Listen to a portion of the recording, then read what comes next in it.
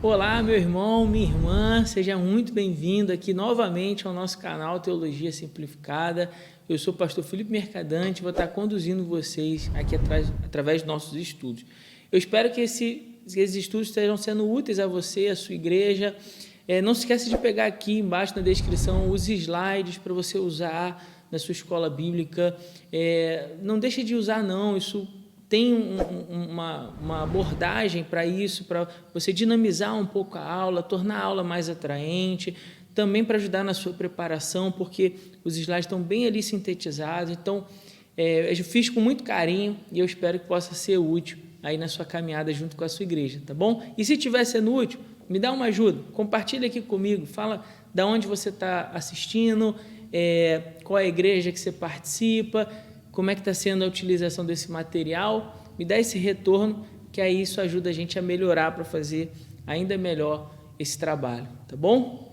Bom, o nosso estudo de hoje é o estudo 41, abandone a mentira e fale a verdade.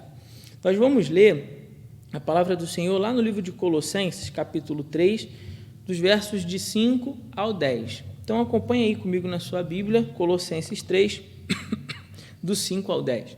Diz assim a palavra do Senhor: portanto, eliminai vossas inclinações carnais, prostituição, impureza, paixão, desejo mau e avareza, que é a idolatria. É por causa dessas coisas que a ira de Deus sobrevém aos desobedientes. Nelas também andastes no passado, quando ainda vivíeis nestas coisas. Mas agora livrai-vos de tudo isso: raiva, ódio, maldade, difamação, palavras indecentes no falar. Não mintais aos outros, pois já vos despiste do velho homem com suas ações, e vos revestiste do novo homem que se renova para o pleno conhecimento segundo a imagem daquele que o criou. Amém? Só até aqui. Mas eu quero que você observe aí na sua Bíblia a expressão no final, entre o 9 e o 10, dizendo assim: não mintais aos outros.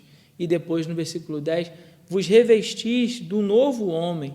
Então imagina a imagem, uma pessoa tira a blusa, ele se despiu de algo e agora se vestiu com algo novo. Então, o apóstolo Paulo, ao escrever a carta aos Colossenses, ele dá essa ideia: olha, aquele homem que praticava todas essas coisas, inclinações carnais, prostituição, impureza, desejo mau, avareza, tudo isso ficou para trás. Vocês se despiram do velho homem e se revestiram com um novo homem, no pleno conhecimento da palavra de Deus. Então, esse pleno conhecimento segundo a imagem daquele que o criou, ou seja, a imagem do próprio Deus, é que a gente deve andar. Por isso, o cristão não deveria nunca falar mentiras, sempre a verdade. E esse é o contexto aqui para nós de Colossenses 3. Evidenciamos a verdadeira conversão quando mortificamos a nossa natureza terrena e, junto com ela, as práticas que ofendem a santidade de Deus. Quando um cristão mente ou insinua algo degradante sobre seu irmão, ele está cooperando e aliando-se com Satanás, que é o pai da mentira. Então, esse é o contexto para nós do assunto que Paulo está abordando aqui nessa carta. Isso é muito importante, muito sério. A gente precisa compreender: o nosso Deus é um Deus de verdade. Por isso que nesse estudo eu preparei um slide aí diferente para você. Preparei um slide fazendo uma espécie de introdução aos assuntos, a grande ideia, a estrutura e tudo mais, que eu preciso muito que você se atente a isso. E na hora que a gente fez a organização do material, né, na revista, isso não ficou tão claro, porque a gente tem um espaço limitado, então precisou, né, ser feito alguns cortes. Então, quero só mostrar para você uma coisa aqui, mas isso está na sua revista aí, entre a introdução e o primeiro tópico. O nosso Deus é um Deus que se sente especialmente ofendido pelo pecado da mentira. Você já percebeu isso na palavra? Por quê? Porque ele é, por natureza, totalmente verdadeiro e ele é a fonte de toda a verdade. Então, existe uma verdade absoluta, não uma verdade relativa, onde cada um tem uma verdade, existe uma verdade, e a natureza do nosso Deus é que Ele é um Deus de verdade, Ele é um Deus que nunca mente. Por isso que eu fiz questão de colocar diversos textos aí para você, ficou quase que uma espécie de referência à teologia sistemática aí, mas teria até mais para colocar, mas é importante que você abra em cada versículo, pelo menos você, professor que está estudando, para você ter certeza do que a gente está falando aqui. Deus se sente especialmente ofendido pelo pecado da mentira, porque a sua natureza é de verdade, é a verdade. Por isso que a Bíblia fala assim, que Deus é luz. Quando fala que Deus é luz, está sugerindo duas coisas. Primeiro, que Ele não há engano algum. Nele habita todo o conhecimento, não há nada obscuro para Deus. E segundo, que Ele é plenamente santo. Nele não há trevas, não há pecado. Depois, a Bíblia vai afirmar que Jesus é a verdade. Disse-lhe Jesus, eu sou o caminho, a verdade e a vida. Então, o Deus Pai que nos criou é verdade, o Deus Filho que nos salvou é verdade, e o Espírito Santo que veio habitar em nós, a Bíblia vai dizer que Ele é o Espírito da verdade. E, portanto, diante do Trino Deus, a mentira é um pecado que não tem lugar, ou melhor, que não deve ter lugar, nunca na vida de um cristão. Veja, o Espírito Santo que habita em nós, está lá em João 16, 13, ele é o Espírito da verdade. O próprio Jesus falou, testemunhou isso a respeito do Espírito Santo. Ele é o Espírito da verdade. Então, o homem que foi revestido com o Espírito da verdade não vai mais andar em mentira. E aí fica claro para nós entender a grande ideia do estudo. Todo aquele que é discípulo de Jesus, todos aqueles que são discípulos de Jesus, precisam refletir a natureza e o caráter de Deus, que é a verdade. Não a imagem de Satanás, que é um enganador e o pai da mentira. Isso dito pelo próprio Jesus. O próprio Jesus foi quem disse que Satanás é que é o pai da mentira. Então, como deve ser a conduta de um cristão? Sempre espelhando a glória, manifestando a imagem do Deus que o criou, que é verdade, que o salvou, que é a verdade, e o Espírito que habita dentro dele, que é o Espírito da verdade.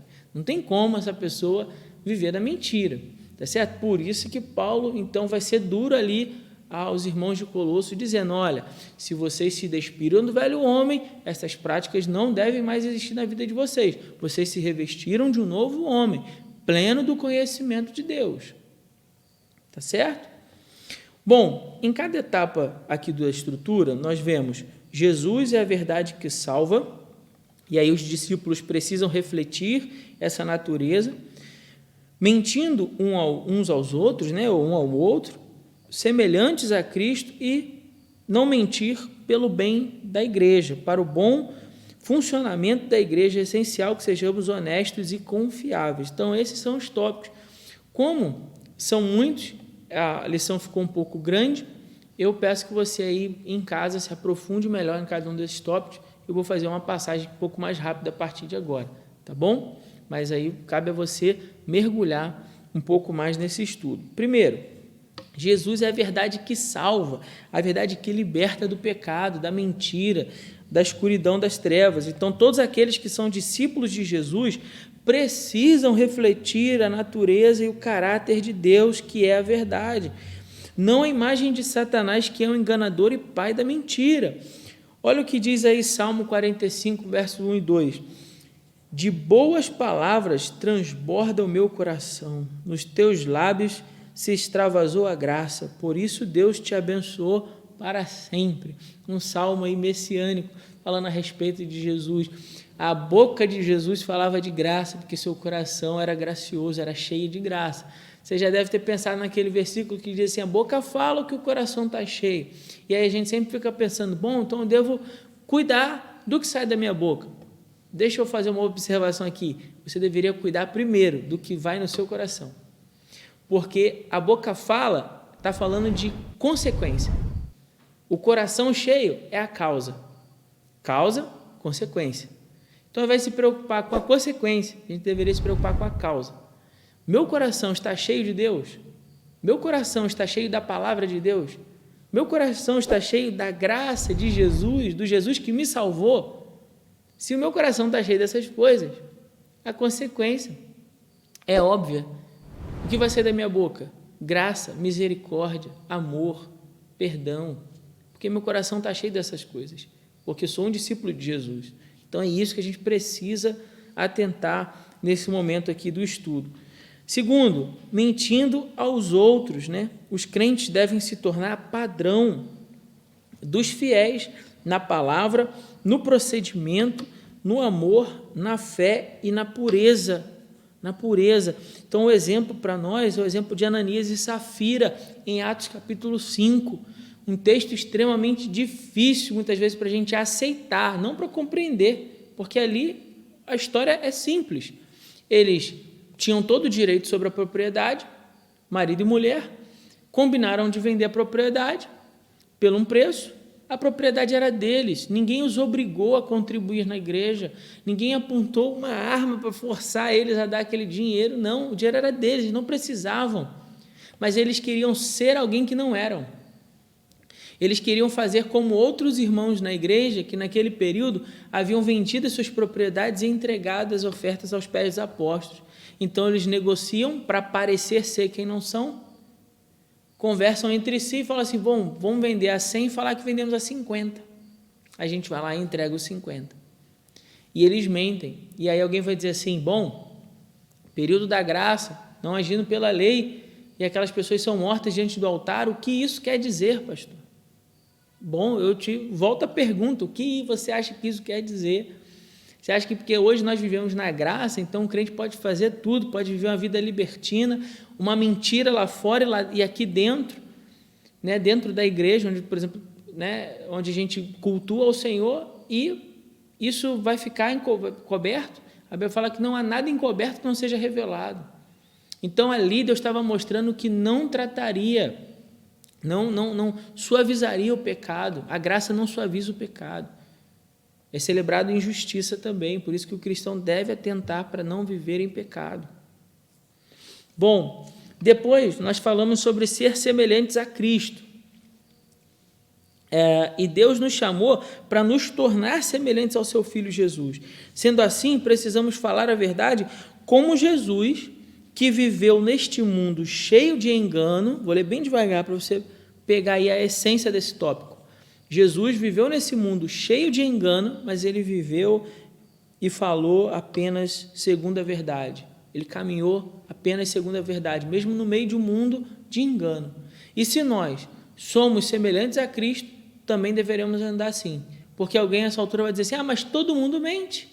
Bom, todo mundo mente, o padrão nosso não é o mundo, o padrão nosso é Jesus. Então, todo mundo mente, mas o nosso Jesus andou no meio de um monte de gente que mentia e falou sempre a verdade e viveu de forma verdadeira. Então, você também deve viver de forma verdadeira. Pastor, por que o exemplo aí e a imagem do soldado, do centurião romano?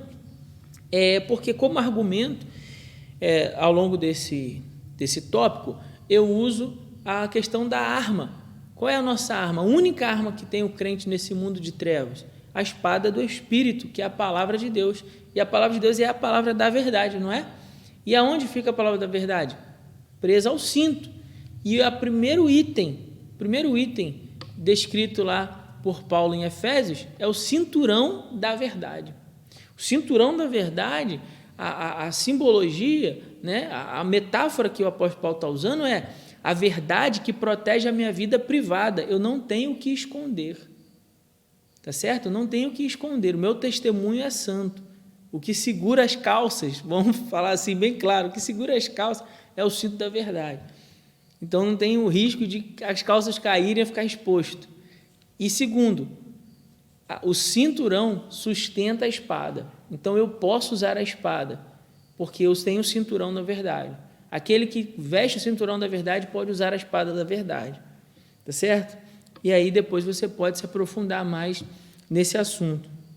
Por último, a mentira, não falar sempre a verdade pelo bem da igreja.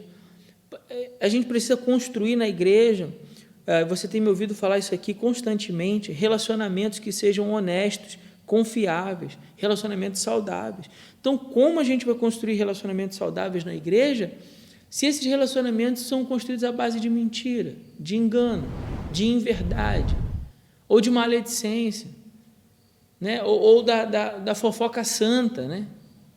Entre aspas aí na palavra santa, é o pedido de oração que expõe o outro ao ridículo. Você já deve ter visto isso na igreja. Irmãos, vamos orar pelo irmão João. Irmão João está passando por uns problemas sérios lá com a sua esposa. Para que isso? Para expor o irmão? Isso também tem a ver com esse estudo. Não deve sair da minha boca nada que venha a difamar alguém, uma palavra torpe, uma palavra maledicente, uma palavra que venha a destruir muitas vezes a imagem que aquele irmão tem na cabeça do outro que está me ouvindo. Então, eu preciso tomar cuidado com isso. E esse momento, para o bom relacionamento da igreja, eu preciso cuidar disso. Eu preciso também levar esse irmão a entender que não é só ele falar uma mentira, mas quando ele fala uma inverdade, ou seja, algo que ele não tem certeza que aquilo é verdade, quando ele coloca em xeque a reputação de alguém, ele está comprometendo o relacionamento da igreja, ele está comprometendo a saúde da igreja, porque ele está passando adiante uma conversa, que pode ser uma fofoca, que aquilo nem seja verdade, né? E ainda que às vezes que fosse verdade, não é o caso dele tratar disso daquela maneira, então precisa conter isso, mas vai lá e passa adiante, muitas vezes prejudicando o irmão, prejudicando o relacionamento da igreja, fazendo com que se crie um ambiente ruim, onde as pessoas não vão confiar. Amanhã, você acha que o João vai confiar de falar assim, olha, irmãos, ora por mim, porque, poxa, eu estou passando uma dificuldade lá no meu trabalho, eu estou enfrentando uma luta. Esse irmão vai falar? Não vai falar, sabe por quê? Porque ele vai ter medo de chegar naquela conversa lá e ter a fofoca santa do vamos orar pelo João, que está passando um momento difícil no trabalho. Então, ele vai ficar com medo, ele não vai ter segurança disso. Entende como é que isso é importante? Como é que isso vai além de você simplesmente contar uma coisa que não é verdade? Vai além. Então, eu coloco aqui algumas observações até duras. Se você depois ler aí em causa, com calma, Isaías 59, do 1 ao 3, você vai ver que a fala enganosa e mentirosa é um obstáculo à minha oração. Se eu sou alguém que minto, Deus não ouve minha oração. Então, não sou eu que estou dizendo, não. Leia aí a sua Bíblia, Isaías 59, do 1 ao 3, depois você comenta aqui com a gente se é isso ou não. É um obstáculo à oração, minha oração não é ouvida. Causa ruína, como diz Provérbios 26, 28, leva à perdição. Lá em Apocalipse capítulo 21, vai dizer que os mentirosos não herdarão o reino dos céus. Então, cuidado, não seja guiado pelo pai da mentira. Você foi chamado para refletir aquele que é a verdade, Cristo Jesus. Amém? Então, por último, aqui nas nossas considerações finais, vivemos como irmãos em Cristo e, por isso, precisamos sempre falar a verdade uns com os outros. Portanto, as atitudes do cristão diante da mentira devem ser, primeiro, falar sempre a verdade, nunca se submeter, mesmo que o mundo esteja corrompido e fale falsamente, você se mantém firme. Ter a verdade como um sinal da sua conversão e fruto do Espírito. Como o Espírito Santo que vive em você, você manifesta a sua conversão, porque não se submete à mentira. Procurar viver como Jesus, sendo um propagador da verdade do Evangelho, sendo um anunciador das boas novas, porque o Evangelho é a verdade. O mundo está em trevas, o mundo jaz no maligno, no pai da mentira, mas você deve ser um propagador da verdade que liberta, que salva, que cura, que restaura no nome de Jesus. E por último, proceder de modo honesto e justo com os seus irmãos. É o que eu falei aqui no final, da gente criar um ambiente sincero, de honestidade, onde se uma pessoa vem e me conta uma história, eu guardo aquilo comigo, eu respeito a confiabilidade daquele irmão que teve comigo e guardo aquilo e vigio no que eu falo, vigio no que eu passo adiante. Numa história que me contaram, e se aquilo não é abençoador, na verdade eu nem deveria ouvir, mas se eu ouvir, mesmo não querendo, eu não avanço o assunto, aquela conversa, entende? Eu busco sempre um tratamento para restauração, se a conversa for verdadeira, mas nunca emprestando a boca para o diabo. Não faça isso, em nome de Jesus. Vigie, peça ao Senhor, como pediu Davi, põe, Senhor, sentinela à porta dos meus lábios, para que você não acabe emprestando a boca para Satanás usando os seus lábios para, às vezes, denegrir ou falar mal do irmão, ou pôr em xeque a reputação de um irmão. Não deve ser essa a nossa fala. A nossa boca deve ser para abençoar. Empreste a sua boca para o Espírito Santo de Deus, para que de dentro do seu coração possa transbordar boas palavras, como diz aí o texto que nós mencionamos anteriormente, né? Depois você lê com calma aí na sua casa Salmos 45, versos 1 e 2, tá bom? No mais, nosso estudo de hoje vai ficando por aqui. Não deixe de apertar aí o joinha se você está gostando dos vídeos, tá certo? Não deixe de compartilhar com outros irmãos de outras igrejas batistas também do nosso estado que porventura estejam usando a revista, para que a gente possa fazer com que isso vire uma corrente do bem que se espalha aí e abençoa muitas pessoas. Deus te abençoe. Grande abraço e até a nossa próxima aula. Bom, meu irmão, se você chegou até aqui nesse vídeo, eu quero te fazer uma pergunta.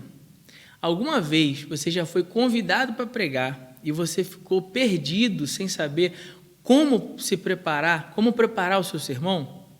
Ou de repente você até escolheu o texto, você orou, né? E escolheu o texto, mas depois, quando você ficou diante do papel, você ficou travado, sem conseguir ali desenvolver e organizar as ideias para te ajudar no momento que você estivesse na frente da igreja para entregar o seu sermão?